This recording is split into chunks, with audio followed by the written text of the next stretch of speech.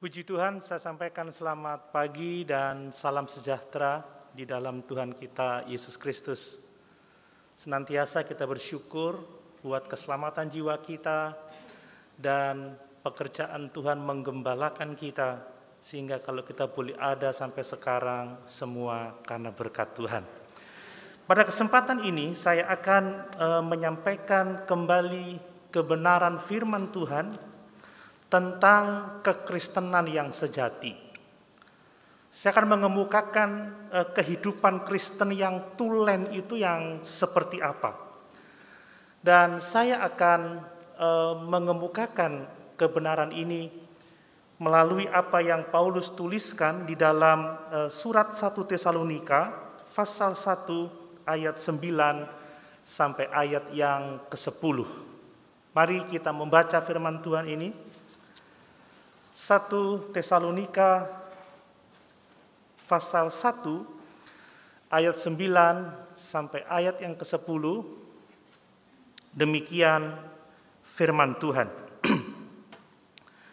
Sebab mereka sendiri bercerita tentang kami, bagaimana kamu sambut dan bagaimana kamu berbalik dari berhala-berhala kepada Allah untuk melayani Allah yang hidup dan yang benar, dan untuk menantikan kedatangan anaknya dari sorga yang telah dibangkitkannya dari antara orang mati, yaitu Yesus yang menyelamatkan kita dari murka yang akan datang. Puji Tuhan. Haleluya. Saya akan memberikan sedikit pengantar dari apa yang akan saya sampaikan pada kesempatan pagi ini. Bapak Ibu Saudara sekalian, kita sama-sama mengerti, kita sama-sama tahu bahwa tidak semua orang yang mengaku dirinya Kristen adalah seorang Kristen sejati. Tidak cukup hanya beragama Kristen untuk kita dapat menjadi seorang pengikut Kristus yang tulen. Mari kita mengingat perkataan Tuhan Yesus Kristus bahwa tidak semua orang yang berseru kepadaku Tuhan, Tuhan adalah pengikutku.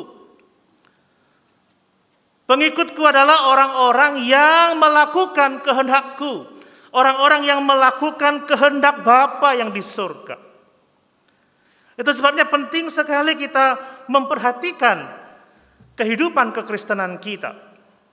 Apakah kita yang beragama Kristen ini, apakah kita yang mengaku Kristen, yang mengaku murid Kristus, kita dilihat Tuhan sebagai muridnya yang sejati. Saya mau mengingatkan bahwa hanya orang-orang Kristen sejati yang akan menikmati keselamatan di dalam kerajaan sorga. Amin. Ini penting untuk kita terus memperhatikan kehidupan kekristenan kita. Sekalipun seseorang itu dilahirkan di keluarga Kristen, sekalipun dia memiliki nama Kristen, dia bergereja, bahkan mungkin dia adalah anak pendeta seperti anak-anak saya, itu tidak menjamin bahwa mereka adalah orang-orang Kristen sejati. Pengakuan harus disertai dengan bukti iman yang menyelamatkan. Bapak Ibu Saudara sekalian, Alkitab mengatakan bahwa orang Kristen sejati itu dikenal dari sikap hidupnya. Perhatikan Tuhan Yesus mengatakan kalau kita ingin kenal seseorang, kenal dari buahnya. Saudara, kalau pohon itu pohon mangga pasti akan menghasilkan buah mangga. Kalau pohon itu adalah pohon durian akan menghasilkan buah durian. Dan durian saya tahu ternyata ada begitu banyak jenis durian. Buah yang akan menunjukkan pohonnya. Nah, buah kehidupan seorang Kristen itulah yang akan menentukan apakah kita seorang Kristen yang tulen atau hanya sekedar mengaku Kristen, sekedar beragama Kristen. Kehidupan seorang Kristen sejati dapat dilihat dari iman yang hidup, iman yang menyelamatkan, dan buah-buah hidup sebagai seorang beriman. Ini yang menjadi penting untuk kita sekalian. Nah, Bapak Ibu Saudara sekalian, kalau kita membaca tadi dalam 1 Tesalonika 1 ayat 9 sampai ayat yang ke-10, Itu adalah alasan yang Paulus kemukakan kenapa dia mengatakan bahwa jemaat di Tesalonika itu adalah jemaat yang dipilih oleh Allah. Ini adalah alasan-alasan mengapa Paulus katakan bahwa jemaat di Tesalonika adalah jemaat yang Kristennya tulen, saudara. Orang-orang yang benar-benar diselamatkan oleh iman yang hidup pada Kristus Yesus itu. Coba perhatikan ayat yang keempat, saudara. 1 Tesalonika 1 ayat yang keempat ditulis seperti ini. Dan kami tahu, hai saudara-saudara yang dikasihi Allah, bahwa Ia telah memilih kamu. Jadi Paulus tahu bahwa jemaat di Tesalonika adalah orang-orang Kristen sejati, orang-orang yang diselamatkan. Dan ayat 9 dan 10 ini, Paulus menunjukkan alasan-alasan kenapa jemaat di Tesalonika disebut sebagai umat pilihan Allah untuk diselamatkan, disebut sebagai seorang atau orang-orang Kristen sejati, Kristen tulen yang akan menikmati kehidupan kekal dalam kerajaan sorga. Nah saudara, dari pasal 1 ayat 9 dan yang ke-10 itu kita melihat alasan Paulus bahwa seorang Kristen sejati adalah seorang yang sungguh-sungguh menerima Injil keselamatan dan dia bertobat oleh karena imannya kepada Injil itu. Jadi seorang Kristen tulen adalah seorang yang percaya pada Injil yang benar, percaya pada Injil yang menyelamatkan. Saudara, Paulus mengatakan ada begitu banyak Injil-Injil palsu. Bahkan sekarang ini sangat banyak beredar Injil-Injil palsu. Kita bisa menikmati berbagai macam pemberitaan melalui internet ya. Kita bisa menginginkan khotbah apa yang kita suka hari-hari. Tapi saya mau mengingatkan bahwa kekristenan yang tulen dibangun di atas dasar Injil yang benar. Injil yang menyelamatkan. Injil Yesus Kristus. Dan bahwa orang yang percaya kepada Injil akan berbuahkan pertobatan, saudara. Jadi iman dan pertobatan ini adalah yang menunjukkan bahwa seseorang itu Kristen tulen atau tidak sama sekali. Nah, dari ayat yang ke-9 dan 10 ini juga Paulus menunjukkan buah-buah dari pertobatan. Ada 3 hal yang Paulus kemukakan, tetapi nanti saya akan membahas 4 atau 5 karena berkenaan dengan iman dan pemberitaan Injil. Tapi apa yang Paulus katakan dalam teks ini, perhatikan bahwa orang yang bertobat adalah orang yang berbalik dari berhala-berhala kepada Allah. Jadi seorang Kristen tulen dia telah berbalik dari berhala-berhalanya, dari kehidupan lamanya kepada Allah di dalam Kristus Yesus yang sudah menyelamatkan dia. Kemudian seorang yang beriman adalah seorang yang melayani Allah yang hidup dan yang benar. Jadi Kristen tulen, dia percaya pada Injil yang benar dan Injil yang benar membawanya kepada pertobatan. Orang yang bertobat berbalik dari berhala-berhala kepada Allah dan melayani Allah yang hidup dan yang benar. Dan yang berikutnya dikatakan bahwa orang yang sungguh-sungguh percaya, seorang Kristen tulen, dia menantikan kedatangan Yesus Kristus dari sorga, yang telah dibangkitkan dari antara orang mati untuk menyelamatkan kita dari murka yang akan datang. Ini adalah orang Kristen tulen, saudara. Ini kekristenan sejati, percaya kepada Injil Yesus Kristus. Dan orang yang sungguh-sungguh percaya berbuahkan pertobatan. Pertobatan itu menghasilkan berbalik dari berhala-berhala kepada Allah yang hidup. Melayani Allah yang hidup dan yang benar. Dan menanti-nantikan kedatangan anaknya, Yesus Kristus Tuhan, yang akan menyelamatkan kita dari murka yang akan datang. Mari kita memperhatikan hal-hal ini. Apakah kita telah menerima Injil yang benar? Ataukah kita telah ditipu dengan Injil-Injil palsu, Injil-Injil yang lain? Apakah ada pertobatan sejati dalam kehidupan kita? Apakah kita meninggalkan manusia lama kita, berhala-berhala kita? Apakah kita sungguh melayani Allah yang hidup dan yang benar? Dan apakah kita menantikan kedatangan Tuhan kembali? Saya perlu menyampaikan ini kembali, saudara. Saya melihat ada beberapa orang yang Kristen, bergereja, tapi tidak berjumpa dengan Injil yang menyelamatkan. Kristen, tetapi tidak ada buah-buah pertobatan.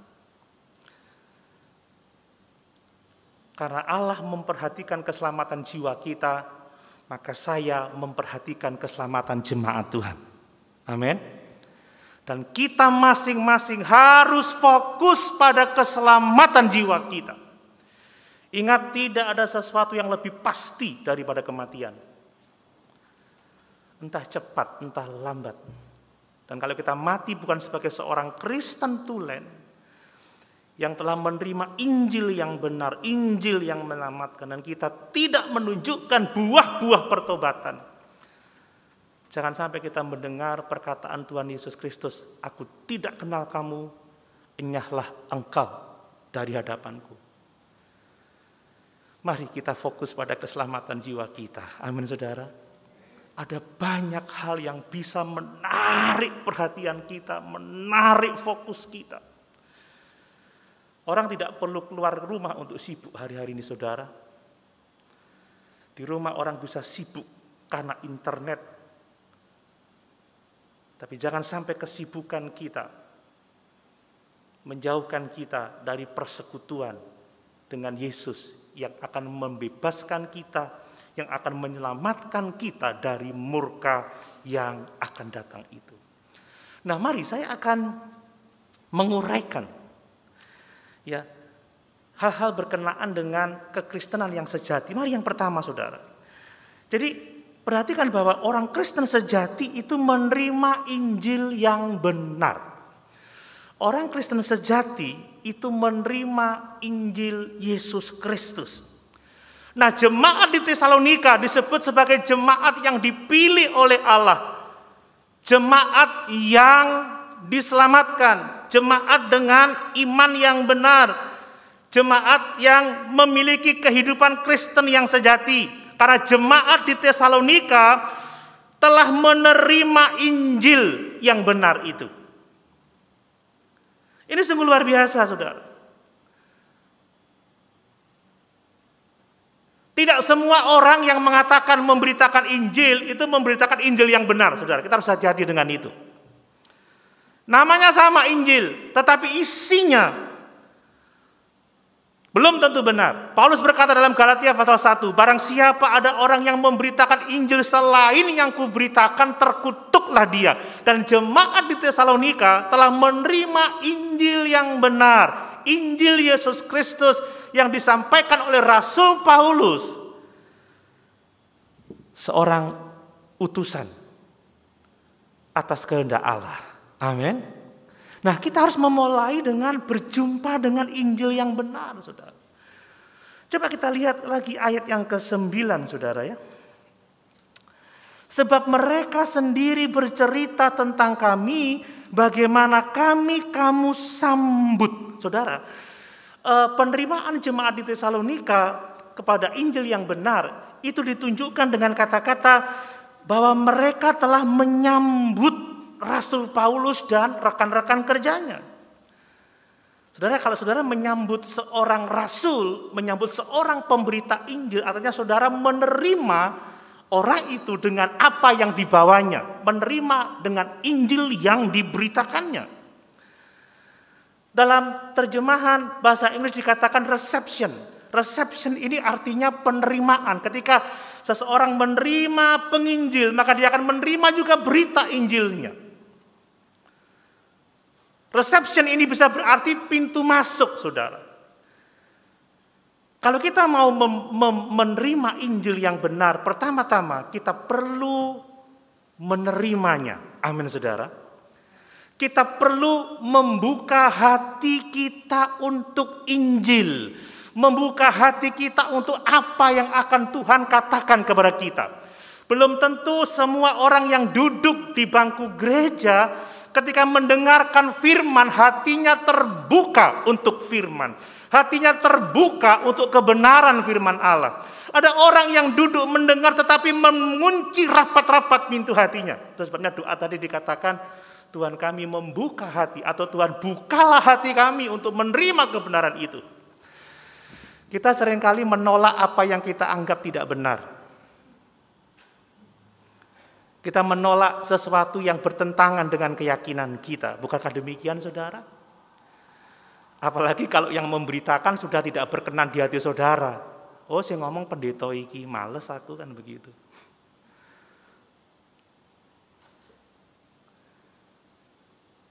Saudara tidak akan menerima Injil yang benar kalau tidak dibuka hati oleh Tuhan. Kalau saudara tidak mengizinkan Tuhan membuka hati saudara untuk firman Allah, saudara tidak akan pernah menerima kebenaran itu. Saudara tidak akan pernah berjumpa dengan Yesus yang akan menyelamatkan kita dari murka yang akan datang. Banyak orang berkata amin, puji Tuhan, haleluya, tapi pulang tidak tersimpan firman itu. Karena tidak terbuka, tidak menerima dan tidak mau melakukan dalam hidupnya. Saudara, kata-kata disambut ini berarti bahwa Allah telah membuka pintu untuk pemberitaan Injil. Jemaat di Tesalonika telah membuka untuk firman Allah yang akan disampaikan oleh Rasul Paulus. Apakah hati saudara terbuka untuk firman Tuhan pagi ini?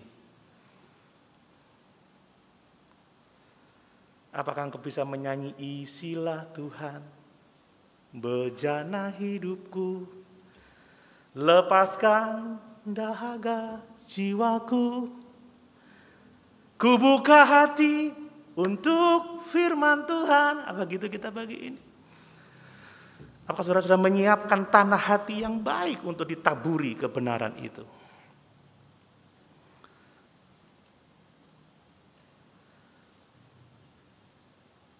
Yakobus mengatakan, hendaklah kita cepat mendengar, ya, lambat marah, menjadi pelaku-pelaku firman. Nah saudara, coba lihat bahwa dalam pekerjaan Tuhan perlu hati yang terbuka, saudara. Kisah Para Rasul 14 ayat 27. Kisah Para Rasul 14 ayat 27. Demikian firman Tuhan. Ya, setibanya di situ mereka memanggil jemaat berkumpul, lalu mereka menceritakan segala sesuatu yang Allah lakukan dengan perantaraan mereka, dan bahwa Ia telah membuka pintu bagi bangsa-bangsa lain kepada iman. Bahwa Tuhan perlu membuka pintu hati kita untuk kita beroleh iman, mendengarkan firman Tuhan. Ini penting, saudara. Coba pasal 16 ayat yang ke-9 Kisah Para Rasul. 16 ayat yang ke-9. Demikian firman Tuhan. Pada malam harinya tampaklah oleh Paulus satu penglihatan. Ada seorang Makedonia berdiri di situ dan berseru kepadanya, katanya, menyeberanglah kemari dan tolonglah kami. Orang-orang yang terbuka hatinya mengatakan, menyeberanglah kemari, tolonglah kami. Ayo beritakan firman kepada kami, katakan kebenaran, katakan Injil yang sebenarnya itu seperti apa. Katakan kami mau belajar, kami mau berjumpa dengan kebenaran itu. Banyak orang kalau kebaktian, pujian semangat, waktunya firman Tuhan, sudah mulai set timer. Ya, kalau nyanyi bisa berjam-jam, pakai gitar, baca Alkitab, belum satu pasal sudah rasa bosan. Perlu Tuhan membuka hati kita, saudara. Amin. Coba lihat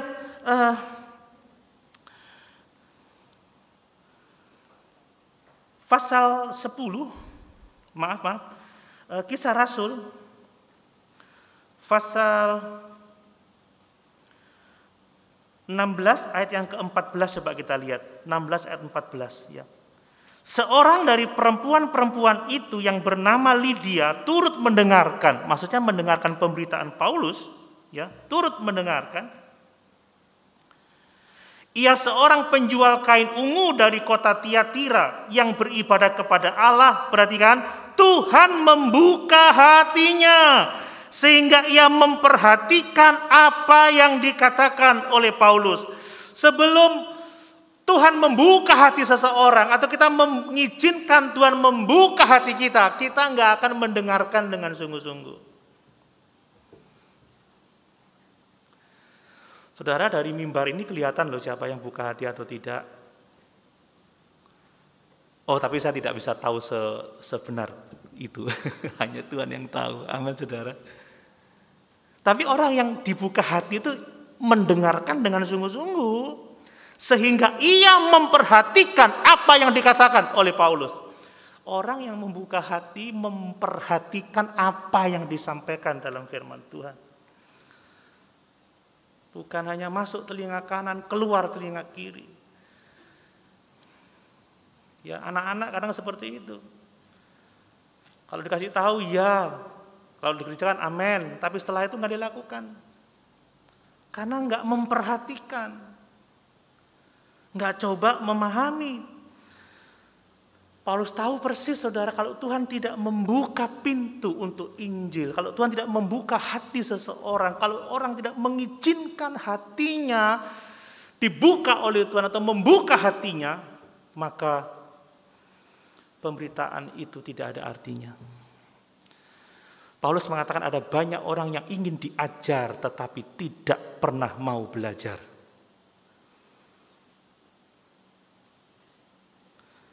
Saudara, mari kita seperti jemaat di Tesalonika.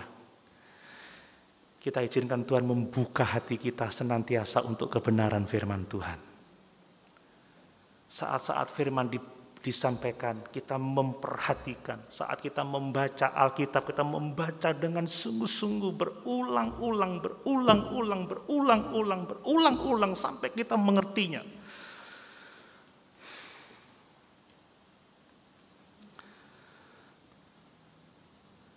Karena hanya itu pintu untuk kita beroleh iman yang benar di dalam Kristus Yesus Tuhan kita. Nah, tentang Injil ini lagi, saudara. Ternyata berita Injil itu adalah tentang Tuhan Yesus Kristus sebagai satu-satunya Tuhan dan Juru Selamat yang menyelamatkan kita dari murka yang akan datang. Ini Injil yang benar. Injil selalu bicara tentang Yesus Kristus, tentang kasih Allah Bapa yang memberikan anaknya yang tunggal untuk mati di atas kayu salib memikul dosa-dosa kita, supaya hanya oleh iman kepadanya kita semua diselamatkan. Ini Injil yang benar. Selalu tentang Yesus Kristus, tentang kasih Allah, tentang pengampunan dosa, tentang pertobatan. Saya tidak akan bosan-bosan mengingatkan kebenaran ini. Firman Allah, Alkitab, Injil Yesus Kristus selalu berbicara kepada kita tentang kasih Allah yang besar yang telah menyelamatkan kita dari murka Allah yang akan datang melalui Yesus Kristus yang mati di salib. Itu Injil, saudara. Jadi kalau kita menjadi Kristen tulen, itu urusannya dengan Tuhan Sang Juru Selamat. Soal pengampunan dosa, soal menanggalkan dosa, soal hidup dalam kebenaran, soal menanti-nantikan keselamatan di masa yang akan datang, kehidupan kekal untuk selama-lamanya dalam kerajaan sorga. Saya memperhatikan, saudara, bahwa ada banyak Injil-Injil palsu diberitakan di dalam kehidupan gereja.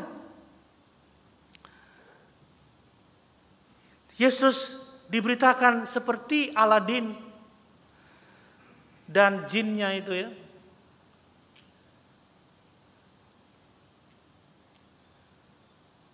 Yesus itu dapat memenuhi semua permintaan kita, apa saja.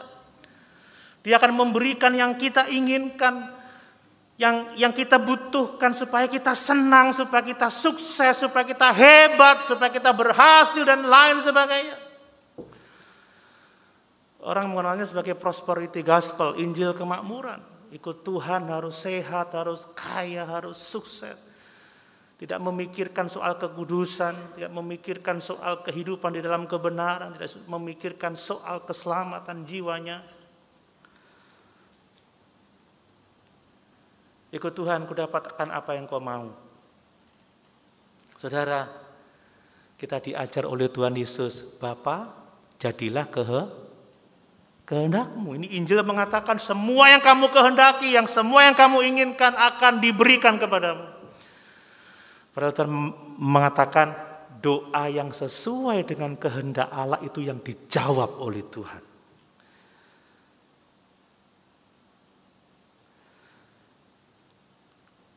Percuma kita berdoa untuk sesuatu yang bertentangan dengan kehendak Tuhan.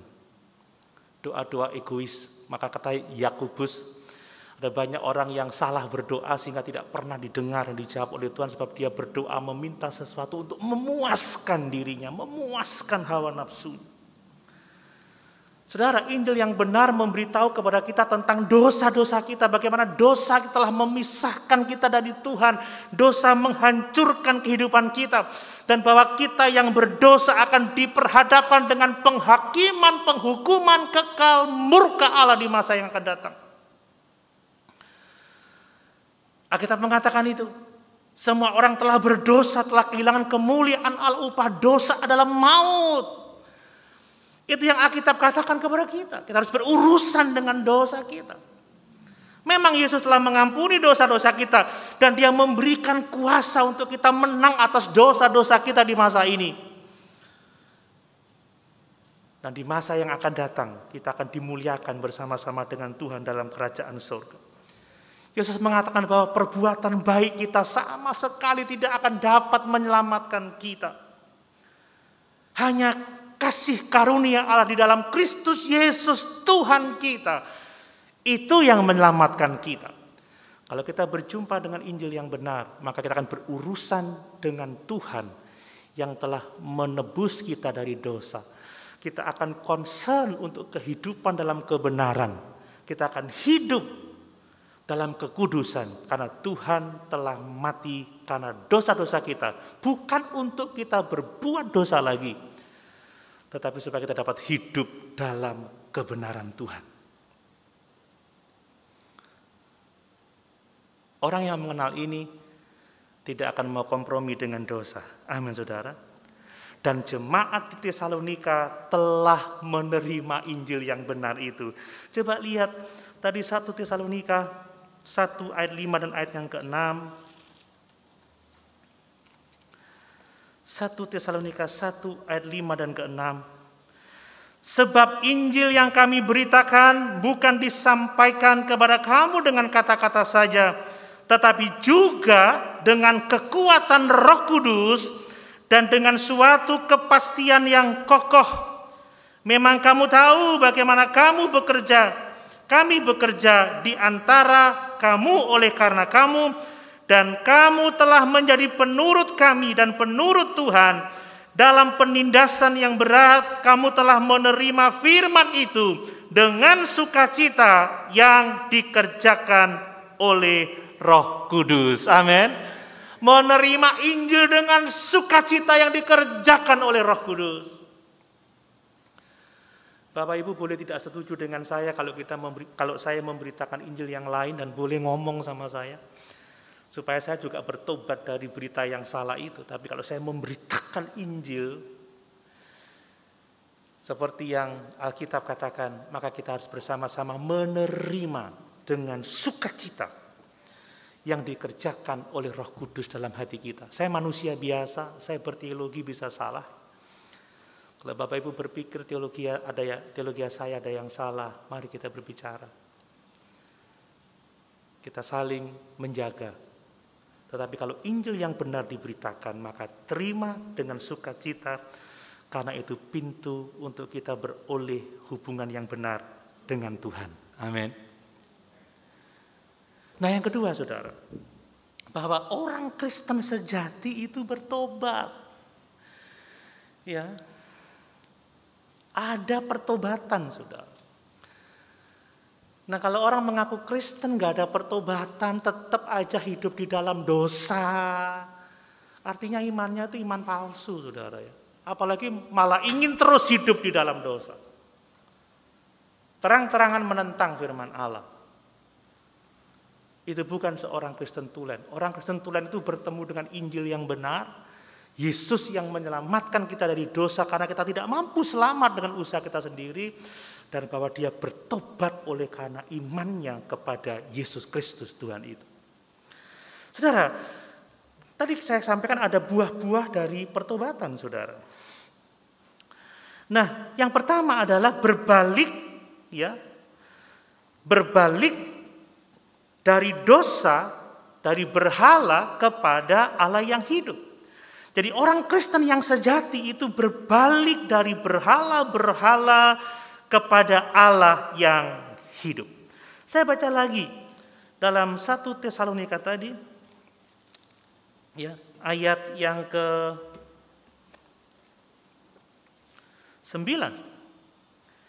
Sebab mereka sendiri bercerita tentang kami, bagaimana kamu sambut dan bagaimana kamu berbalik dari berhala-berhala kepada Allah. Saudara, orang yang sungguh-sungguh percaya Yesus berbalik dari berhala-berhala lamanya dan dia sepenuhnya datang kepada Tuhan. Sebelum Injil sampai kepada orang-orang di Tesalonika, sebelum Injil mereka dengar, maka mereka menyembah berhala-berhala. Ada begitu banyak berhala-berhala di Tesalonika. Mereka beribadah kepada berhala-berhala itu. Tetapi setelah mereka berjumpa dengan Injil Yesus Kristus bahwa hanya Yesuslah Tuhan yang akan menyelamatkan manusia dari murka Allah yang akan datang, maka mereka membuang semua berhala-berhalanya, meninggalkan berhala-berhalanya dan hanya datang kepada Yesus yang telah mati di salib untuk menyelamatkan mereka. Ini pertobatan, saudara. Jadi kata-kata berbalik ini artinya adalah bertobat. Kalau saya berbalik kepada Allah artinya saya bertobat, saudara. Dan pertobatan ini banyak muncul dalam kitab Perjanjian Baru, ya, dan banyak dikatakan dalam kitab Kisah Para Rasul. Coba Kisah Para Rasul 26 ayat yang ke-18.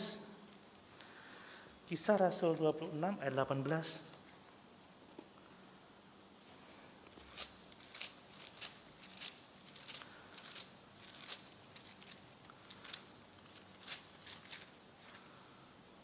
Demikian firman Tuhan. Ini pelayanan Paulus, ya. Paulus mengatakan pelayanannya seperti ini.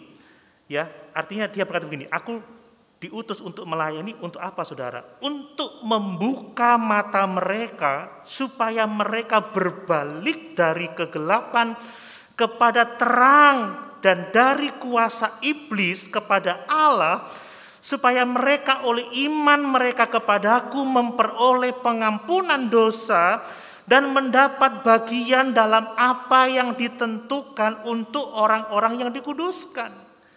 Jadi pelayanan Paulus adalah untuk membawa orang berbalik dari dosa, berbalik dari kegelapan, berbalik dari kuasa iblis kepada Allah dan menerima pengampunan dosa. Nah, aneh saudara kalau jadi Kristen justru malah tidak meninggalkan dosa, justru tetap hidup di dalam dosa dan menambah dosa setiap hari. Itu bukan pertobatan. Orang yang bertobat tambah hari tambah seperti Yesus. Tingkat kekudusannya terus bertambah. Ya. Kalau suami istri lihat suaminya mulai percaya Yesus, berubah jadi seperti Yesus. Sekalipun pipinya mulai keriput tapi istri tetap bilang, "Pak, I love you." Karena ada perubahan sikap, perubahan hidup seperti Yesus. Istri tambah umur, tambah keriput, saudara, lengan yang lember, apa yang lember kabeh, saudara, keriput, tapi semakin serupa Yesus, suami akan tetap mengagumi dan mencintai dia. Amin.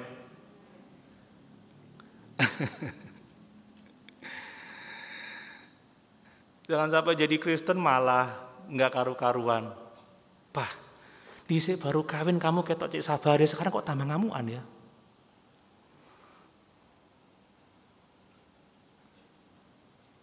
Dulu kamu ndak cerewet, kok sekarang tambah cerewet ning ketulungan. Atau dulu hidup benar, sekarang kok malah meninggalkan kebenaran. Ini sesuatu yang tidak seharusnya demikian, Saudara. Ya.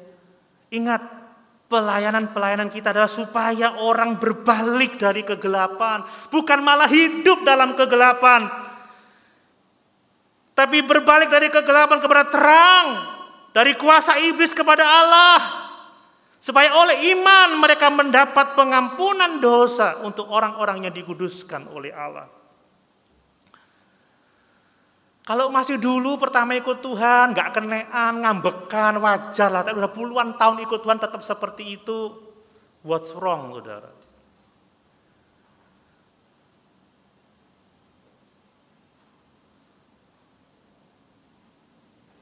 Jangan menggunakan alasan, ya tambah tua, badan sakit semua, makanya ngamuan. Enggak, Saudara. Paulus sudah tua, di penjara, susah. Tapi dia berbuah-buahkan kesabaran, kelemah lembutan, kebaikan. Apa untuk ngamuk ae, mumet aku loro kabeh. Makanya gampang ngamuk. Oh, enggak begitu, Saudara. Paulus itu sakit semua itu badannya itu, Saudara. Tubuhku semakin merosot, di penjara, tunggu eksekusi mati, tapi buah-buah hidupnya luar biasa.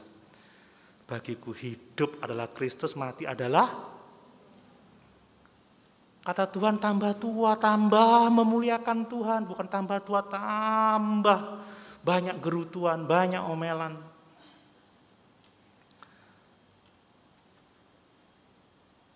Saya juga growing old, Saudara ya. Kemarin WA Ben pijet yuk Ben. Oh buaya loro kabeh, Saudara. Lalu istri saya bilang, pokok ngamuan, iya boyokku loro. Gak gitu anak Tuhan, Saudara ya. Tetap sabar dalam segala sesuatu. Yesus dianiaya, dicaci maki, tetap dia mengatakan berkat untuk semua orang. Amin. Itu luar biasa, Saudara. Kalau ngomong berita pertobatan penting, Saudara, tapi saya nggak akan singgung banyak ayat mengingat waktunya, Saudara. Dan saya banyak mendapatkan pertanyaan, apa sih hubungan antara iman dan pertobatan? Katanya percaya saja selamat. Lihat, Paulus mengatakan, barang siapa mengaku dengan mulutnya bahwa Yesus adalah Tuhan dan percaya di dalam hatinya bahwa Yesus telah membangkitkan dia dari antara orang mati, maka dia diselamatkan. Bukankah hanya iman? Ya, betul, hanya iman. Tapi iman yang hidup, iman yang benar, iman yang sungguh-sungguh itu berbuahkan pertobatan.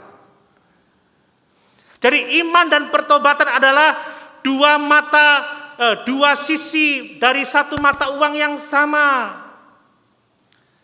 Yang sebelah Garuda, yang sebelah gambar siapa? Ya, tinggal uangnya uang apa, uang berapa. Jadi pertobatan dan iman tidak dapat dipisahkan satu dengan yang lain. Kita tidak bisa memisahkannya itu. Jika kita benar-benar percaya kepada Yesus, maka kita akan bertobat, berbalik dari dosa-dosa kita. Barang siapa kita bertobat, tentunya kita bertobat karena kita percaya Yesus. Bertobat gak percaya Yesus juga tidak selamat, karena hanya Yesuslah jalan kebenaran dan kehidupan. Tidak ada seorang pun yang sampai kepada Bapa kalau tidak melalui Yesus. Kita tidak boleh memisahkan konsep pertobatan dan iman, Saudara, karena itu inti berita Yesus. Bertobat dan percaya. Coba lihat Markus 1 ayat 15. Markus pasal 1 ayat yang ke-15. Demikian firman Tuhan. Katanya, waktunya telah genap, kerajaan Allah sudah dekat, bertobatlah dan percayalah kepada Injil. Jadi Yesus memberitakan bertobatlah dan percayalah kepada Injil. Lukas 24 ayat 47. Lukas 24 ayat 47. Demikian firman Tuhan. Dan lagi dalam namanya berita tentang pertobatan dan pengampunan dosa harus disampaikan kepada segala bangsa mulai dari Yerusalem. Jadi kalau ngaku Kristen tapi nggak bertobat, ya bukan Kristen. Ngaku percaya tapi nggak bertobat. Tapi sebaliknya orang baik sekalipun kalau nggak percaya Yesus, dia bukan Kristen. Anak-anak saya ini baik saudara, nggak pernah rewel, nggak pernah macam-macam. Tapi kalau nggak percaya Yesus bukan Kristen.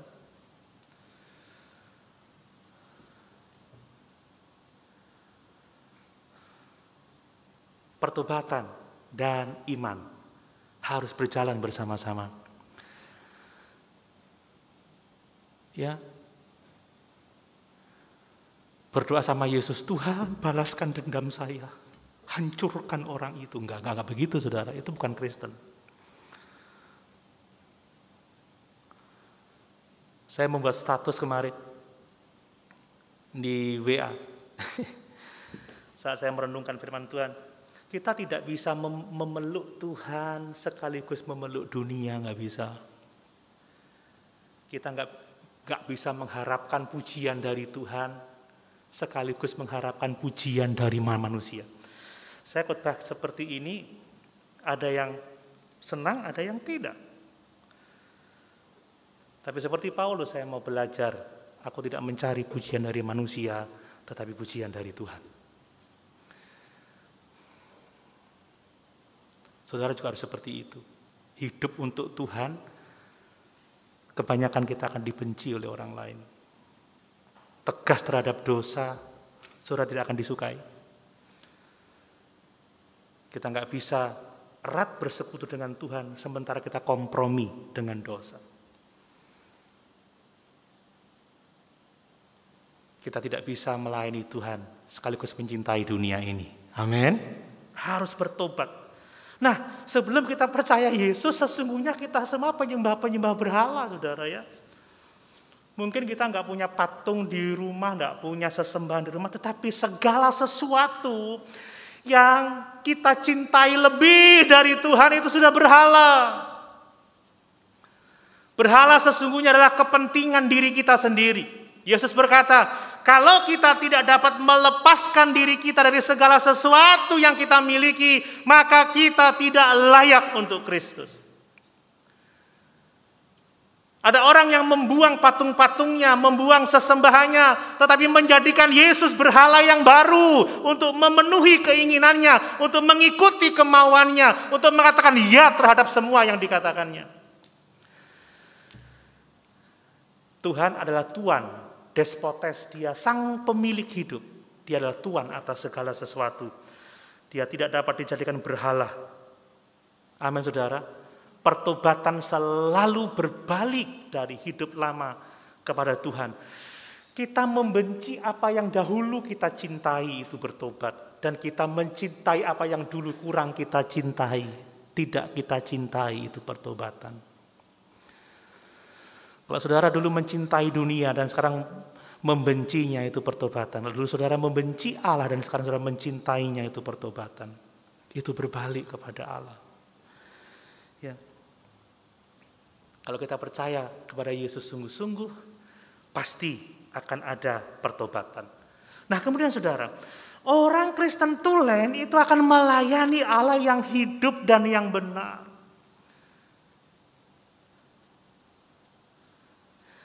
Kamu berbalik dari berhala-berhala kepada Allah untuk melayani, dikatakan di sana, ya. Untuk melayani Allah yang hidup dan yang benar. Saya melihat dalam terjemahan bahasa aslinya kata melayani, serve, ini dari kata dolueo.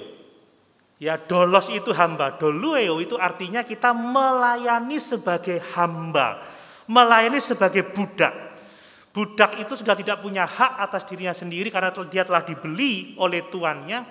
Dan budak tidak bisa hidup menurut keinginannya sendiri. Budak itu hidup untuk melayani tuannya. Dan Alkitab mengatakan bahwa kita adalah hamba-hamba Tuhan. Amin saudara. Bukan hanya pendeta loh yang hamba Tuhan. Semua orang percaya itu hamba Tuhan. Dulu kita sering dengar istilah calon pendeta itu calon hamba Tuhan. Tidak, kalau calon hamba Tuhan dia bukan hamba Tuhan. Semua orang percaya Yesus itu hamba Tuhan. Tapi ironisnya ada banyak pendeta-pendeta yang bukan hamba Tuhan.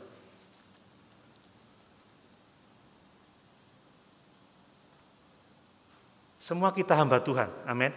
1 Korintus 6 ayat 19 sampai 20.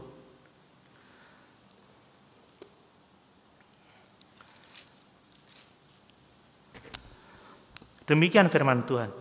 Atau tidak tahukah kamu bahwa tubuhmu adalah bait Roh Kudus yang diam di dalam kamu, Roh Kudus yang kamu peroleh dari Allah, dan bahwa kamu bukan milik kamu sendiri, sebab kamu telah dibeli dan harganya telah lunas dibayar.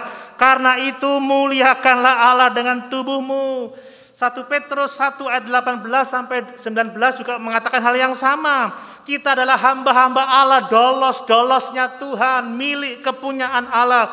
Yesus telah membayar kita dengan nyawanya sendiri.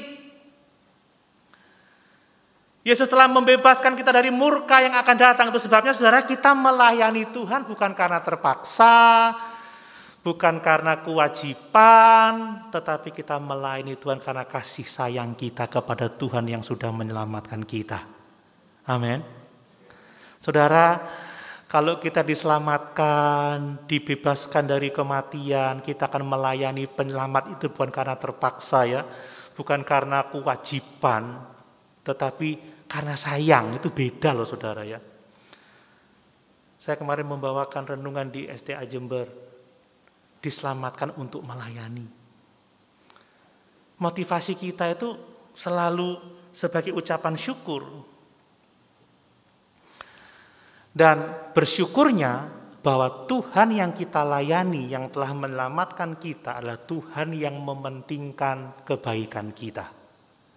Amin. Jadi apapun yang Dia perintahkan itu bukan untuk membuat kita tidak baik, tetapi untuk kebaikan kita. Ingat, rancangan Tuhan, rancangan damai sejahtera. Kehidupan yang gilang gemilang. Seperti apa sih kehidupan gilang gemilang? Loh Pak Doni, kok kamu ya kayak gitu, tambah lama tambah nggak sehat ya kamu. Ya saudara, di dunia ini segemilang apapun hidup kita, tidak segemilang di dalam kerajaan sorga. Amin. Semua keindahan di dunia ini yang dapat dicapai orang di dunia ini tidak akan dapat dibandingkan dengan kemuliaan surga. Apa yang tidak pernah dilihat mata, didengar telinga, dipikirkan, itu yang disediakan Tuhan bagi orang-orang yang mengasihi Dia. Paulus menggambarkan Allah sebagai Allah yang hidup, Allah yang benar. Berhala-berhala itu mati, itu palsu, saudara. Amin. Kalau kita Kristen tulen, kita melayani Allah yang hidup dan yang benar. Ingat saudara, melayani Tuhan itu bukan sekedar datang ke gereja hari Minggu, memberi waktu 1 jam, 2 jam, tidak. Melayani Tuhan itu 1 kali 24 jam ya, kalau 1 minggu 7 kali 24 jam. Karena kita milik Allah, kita siap melakukan apa saja yang Tuhan kehendaki dalam kehidupan kita. Ketika kita di gereja Tuhan, apa yang dapat aku layani? Aku bisa terima tamu, melayani jemaatmu, aku bisa mengajar, aku bisa bermain musik, aku bisa melakukan untuk menolong, membuat orang kerasan di gereja ini, kan begitu. Kalau sudah pulang ya melayani di rumah, melayani di tempat kerja, melayani dimanapun juga. Di rumah tangga melayani Tuhan. Bagaimana aku bisa melayani istri, melayani suami, melayani anak-anak, menolong mereka bertumbuh di dalam Tuhan. Dalam tempat kerja bagaimana saya bisa memberitakan firman, memberitakan kebenaran dimanapun kita berada. Itu pelayanan yang sesungguhnya. Amin. Dan yang berikutnya, orang yang tulen kekristenannya, dia menanti-nantikan kedatangan Yesus Tuhan kita. Saya tidak akan menjelaskan terlalu panjang lebar tentang bagian ini.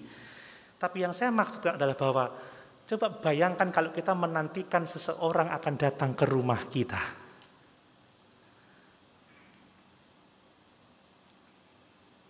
Ya. Saya kalau ibu gembala mau ke rumah, saya ngomong ke istri saya, "Ma, tuh kamar mandi ini tuh." Dibersihkan. Iya nggak saudara? Kalau kita mau menyambut Tuhan, saya mau tekankan kita harus menyiapkan hidup kita untuk menyongsong kedatangannya. Bersih-bersih saudara, bersih-bersih. Kata Paulus di Kolose, buanglah segala dosa, buanglah segala kejahatan, bersih-bersih Tuhan mau datang. Memang kita sudah diampuni dan kita diberikan keselamatan jiwa, tapi Tuhan juga memberikan Roh Kudus supaya kita mampu hidup dalam kekudusan. Kenapa tidak ada banyak ayat berbicara tentang kedatangan Tuhan? Karena memang kita tidak perlu tahu waktu kapan dia akan datang. Yang perlu kita tahu tiap hari siap-siap menjemput kedatangannya. Karena mau tidak mau kita akan berhadapan dengan dia.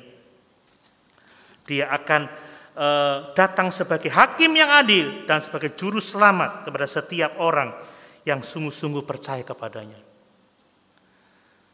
Dan yang terakhir saudara, orang yang kekristenannya tulen, dia tidak akan menahan dirinya untuk menceritakan kebaikan Tuhan dalam hidupnya. Amin. Memberitakan Injil tidak sesulit yang kita pikirkan, harus tahu ayat, tahu Alkitab. Tidak. Memang kita perlu tahu itu saudara ya, tapi saya hanya mau menekankan kesederhanaan memberitakan Injil. Katakan, dulu aku ini berdosa, dulu aku celaka, aku tidak tahu. Tetapi sekarang di dalam Yesus aku punya kepastian keselamatan. Amin. Dulu aku tidak punya harapan. Dulu aku penyembah berhala, tapi sekarang seperti jemaat di Tesalonika, mereka mereka memberitakan apa yang dialami dalam hidupnya. Kalau kau sudah diselamatkan, ceritakan itu kepada orang lain. Karena itu yang akan menunjukkan bahwa kita seorang Kristen sejati. Sebagai penutup dan aplikasi saudara, mari kita periksa apakah ada tanda-tanda seperti yang ayat-ayat ini katakan. Apakah saudara seorang Kristen sejati? Apakah saudara benar-benar terbuka untuk Injil yang benar, Injil yang menyelamatkan? Apakah saudara telah membuang semua berhala-berhala dan hanya menyembah Tuhan Yesus yang hidup?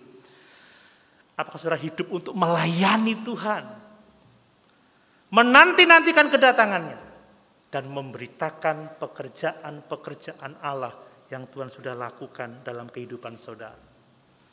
Mari kita pastikan bahwa kita adalah umat pilihan Allah dengan sungguh-sungguh percaya kepada Injil yang benar dan berbuahkan pertobatan. Tuhan Yesus memberkati. Mari sama-sama kita berdiri.